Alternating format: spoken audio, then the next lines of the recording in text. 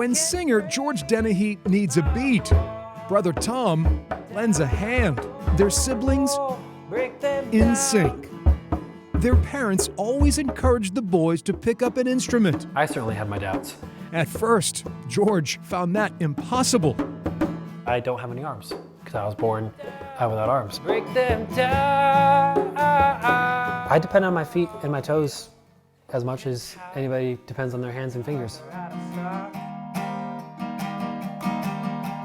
The 25-year-old is pursuing a career Let me switch this cape.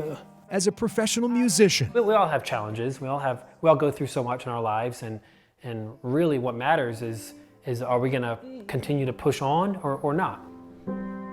I will not fear. George's toes can even tickle the ivories, all while writing original songs How do I find? on the fly. If you're looking for your purpose, kind of identify where your passion is. And oftentimes, I think more often than not, your purpose and passion align. George's talents allow his confidence to soar. Even if I magically grew arms tomorrow, I would still play with my feet. Beneficial when you're the butt end of jokes and bullying. Survival is George's specialty. Every day counts. Every moment counts. He has been overcoming since day one. I was 18 months, 19 months when I was adopted. George was abandoned and left for dead in Romania. Am I good to leave the mics and stuff and amp and stuff? Okay. When Mike and Sharon Dennehy rescued him, George weighed 9 pounds. It was because of one couple's act of love that saved me from this orphanage. He's a living example of every life means something. Every life is valuable and precious. Mom and Dad never treated their son like he was disabled. Everything he did was a little extra struggle, but we sort of made him face those struggles early. 7,000 people all holding up their phones, filming this. George's online videos caught the attention of the Goo Goo Dolls.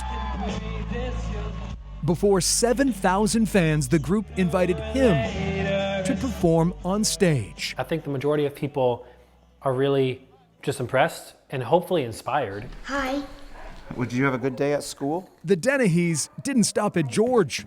All right. He was the first of their 10 adopted children, The 3 daughters that are from Ethiopia. along with 3 biological. Family snapshot, so we've got children from Thailand, from Africa, India. This whole family is made up of so many stories, right? George is one of 13 reasons Mike Dennehy beams with pride. We thought we were blessing the children, but as you can see, it turns out all the children that have joined our family have actually blessed us. Like learning how to eat and hold a fork with my foot. George is using the attention to encourage others. So I'm different, but not less. I see some of those kids and I see their facial expressions and I know, man, I know where you are.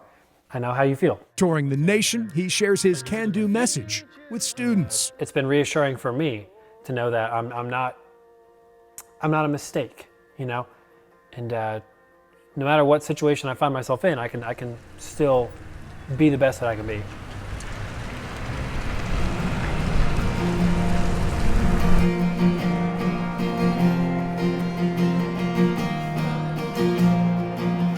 You're not abandoned. George is also a familiar face at charity events, There is a family. lending his voice to support children just like him. You're gonna find Boys and girls in need of a forever home.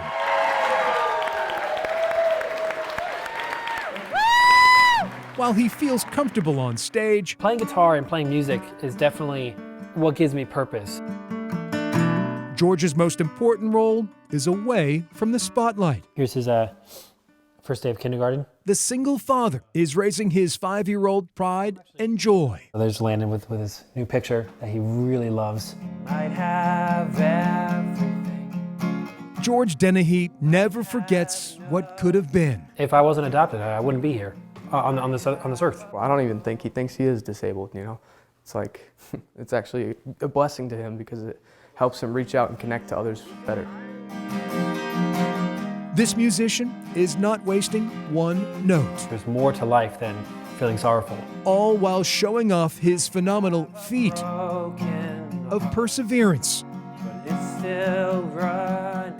From head to toe. And that's what I want to show people is that, man, I'm playing guitar with my feet and I took time to learn this and I don't have arms, but I can still do this. Imagine what you can do, you know? In Ashland, I'm Greg McQuade, CBS 6 News.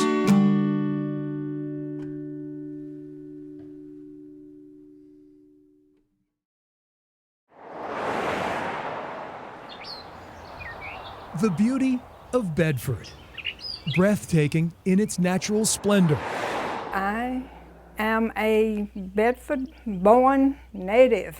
I'm very proud. But unseen is a lingering sadness. I remember the day we got the message. Marguerite Cottrell recalls the very moment a stranger appeared carrying terrible news. I knew something was wrong when this man delivered a letter to her. A piece of paper that ravages her family. I said, well, what is wrong? And she said, little Jack is gone. I said, gone? And she said, Jesus has got my boy now. 2 years prior, Marguerite's older brother Jack Reynolds was ordered to Europe. A war was raging. Before he left, he came and picked me up and he said, now I want you to be a good little girl until I come home now. So, you know, that made my day. The 22-year-old soldier was part of A Company of the 116th Infantry Regiment. He looked big and handsome to me. I guess that was the first person I'd ever seen in uniform, was my brother. The 116th was a highly trained unit whose ranks were filled with young farm boys. To Mom, I am well and in best of health. Do hope you are the same. Tell all hello and lots of love from Jack. Transatlantic letters kept the family connected and Mrs. Reynolds reassured. But on June 6, 1944, the soldiers would spearhead the invasion of Normandy. In a matter of minutes, A Company melts under withering fire on Omaha Beach. The invasion of Western Europe has begun. Uncertainty and fear grips the town. 5 weeks later, a wave of pain washes across Bedford from 4,000 miles away. At Green's drugstore, Western Union telegrams reveal unbearable news. 19 Bedford boys from A Company were either dead or missing. Another Bedford man in a different unit was also killed. It was the largest per capita loss for one town in America. It affected everybody. In some kind of a way, it affected, I think, everybody. It was the worst of all the beaches. Historian and author Jim Morrison The people didn't find out about it right away. says Bedford was ill-prepared for the shock and loss. The impact of D-Day on such a small community with a National Guard unit having 20 people killed, I think, is really poignant. At the Reynolds home, Marguerite's mother fell into a state of depression, never fully recovering from losing her second son. My mother, till her dying day, never quit talking about Jack. She just felt like a part of her died when Jack died. That took a toll on her. Mrs. Reynolds vowed to bring her little Jack home. She said, "I will not leave my boy over there." She said, "Now, France might take him away from me, but France is not going to keep him." 3 years after the war's end, We all went out to the train station. Mrs. Reynolds would finally get her wish. Carter Funeral Home picked his body up. Her son's remains were returned to Virginia from France in 1947. Great loss, yeah. Jack is now resting at Greenwood Cemetery among several fellow Bedford boys, like Tech Sergeant Frank Draper, Captain Taylor Fellers, and Master Sergeant John Wilkes. But I would love to see my brother.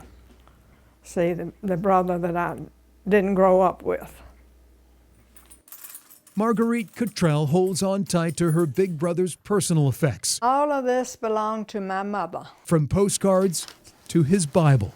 I had run through that before, and I said, "Oh my goodness, there's blood stain in this Bible." I think he had probably had it in his pocket, in his shirt pocket or something. 75 years later, these relics are all she has. The keepsakes complement fading memories of the brother she barely knew. Tell all hello, love Jack. Lingering sadness is palpable here in Bedford, He was everything. He still is today. but a single thought always eases Marguerite Cottrell's pain. I was with my mother when she passed away, and I sure did hate to lose her. But the one bright thing was thinking, well, now maybe she has seen her boy that she has grieved all of these years, or maybe.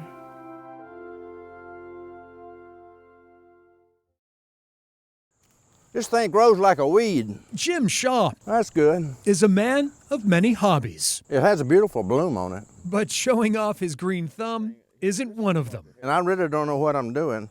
I just cut it. The 93-year-old from Henrico has been called a Renaissance man. This gem's curiosity burns deep. I think this is called a smoked quartz. From collecting family jewels See, to studying wildlife. at my lunchtime, they come at the same time. Just who enjoys the visits more, tough to tell. Yeah, as a matter of fact, sometimes they'll fly down and look through the window. I don't know whether they're looking at me or not, but they will look through the window. While Jim's love of learning the new Very much, very much. never stops, That's me. the World War II veteran Let's see, I'm right there. appreciates the old, especially in black and white. Have you ever been in my Life magazine? Well, I have. Jim's claim to fame, found in the March 1944 edition On page 114, of An American Original. that's where I come alive, Back then, the teen trumpeter joined a big band. right there. But marriage, a family of four, and career silenced the musician. Sometime in the 50s, I stopped playing. This brass instrument, This is where I spend my time, and there's his first love. number one, my parents gave it to me, and back in a time when money was short and they didn't have a lot of money. After a half century, Jim got the itch. A few years ago, he dusted off his beloved trumpet That's called a lead pipe. to test his talents It took me a while to get my lip back in shape. and hasn't stopped playing.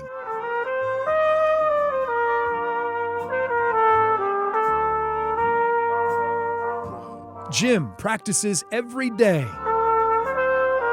He sharpens skills watching YouTube. Everyone I talked to, I said, don't quit. Just keep playing, because don't do like I did, quit, because you'll be sorry when you get older. She was dating this guy. I was dating this guy right here. I didn't know her then. The seasoned musician sometimes plays to an audience of one. There's nothing he can't do with my help. Dot, his wife of 65 years. Makes me feel good that he could do it, and I really enjoy hearing him play. I'm not gonna fall. But Jim grew tired of his solo act. Oh, there it is. Yeah. 2, 3, 4. The Reflections Big Band came calling.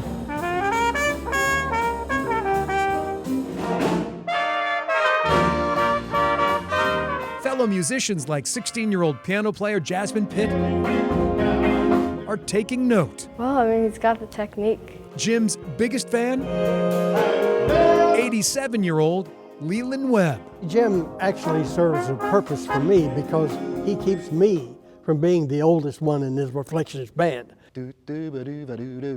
Bow. Andy Cortez Bow. depends on the senior musician 1, 2.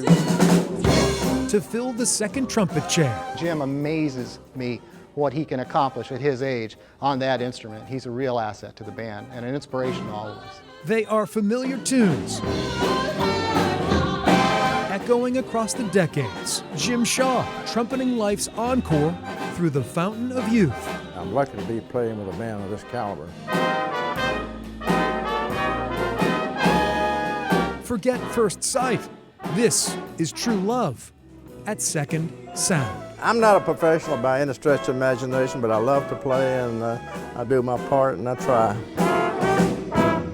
In Henrico, I'm Greg McQuade, CBS 6 News. Good.